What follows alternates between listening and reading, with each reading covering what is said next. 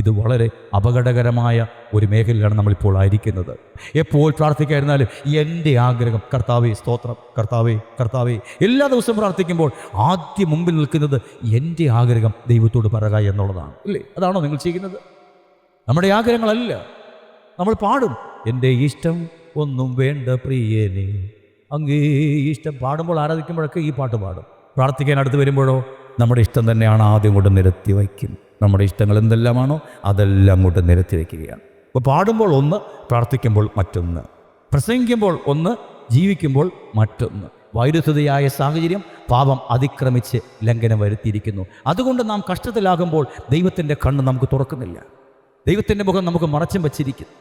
അതുകൊണ്ട് ഈ അന്ത്യകാലഘട്ടത്തിൽ ഇത്രയും ദൈവസഭകൾ ഇത്രയും കഠിനമായ പീഡയിലൂടെ നമ്മുടെ ഈ തലമുറയിൽ കടന്നു പോയിക്കൊണ്ടിരിക്കുമ്പോൾ എടുത്തു പറയത്തക്ക വണ്ണമുള്ള ഒരു ദൈവപ്രവൃത്തി അങ്ങനെ അങ്ങോട്ട് നടക്കാതിരിക്കുമ്പോൾ, പരിശുദ്ധാത്മാവ് നിറഞ്ഞു നിൽക്കുന്ന ഏരിയയിലേക്ക് പിശാച് അതിക്രമിച്ച് കയറി വന്നാൽ 1-ാം നൂറ്റാണ്ടിൽ നടന്നതുപോലെയുള്ള പിൽക്കാലത്തെ അനുഭവങ്ങൾ ഇപ്പോൾ നടക്കാതിരിക്കുന്നതിൻ്റെ പിൻപിൽ ഒരു കാര്യം കൂടി ചിന്തിക്കണം.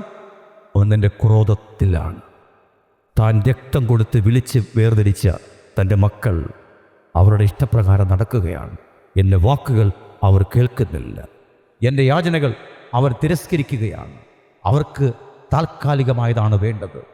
ഭൂമി തീ കൊണ്ട് വെണ്ണീറാകുമ്പോൾ തീരുന്നതാണ് ഇവർക്ക് വേണ്ടത്.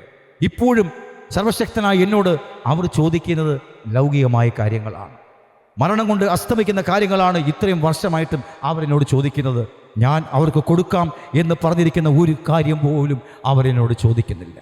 നിങ്ങൾ ചെയ്യണമെന്ന് ഞാൻ കൽപ്പിക്കുന്ന ഒരു കാര്യം പോലും നിങ്ങൾ ചെയ്യുന്നില്ല. പ്രാർത്ഥിക്കുന്നു, മണിക്കൂറോളം ദൈവസന്നിധിയിൽ പ്രാർത്ഥിക്കുന്നു, എല്ലാ മാസവും ഉപവസിക്കുന്നു. ശരി തന്നെ, അവൻ്റെ ആവശ്യങ്ങളാണ് എന്നോട് അറിയിക്കുന്നത്. ഞാൻ അവനോട് കേൾപ്പിക്കുന്ന കാര്യങ്ങൾക്കൊന്നും അവന് ശ്രദ്ധിക്കുന്നില്ല.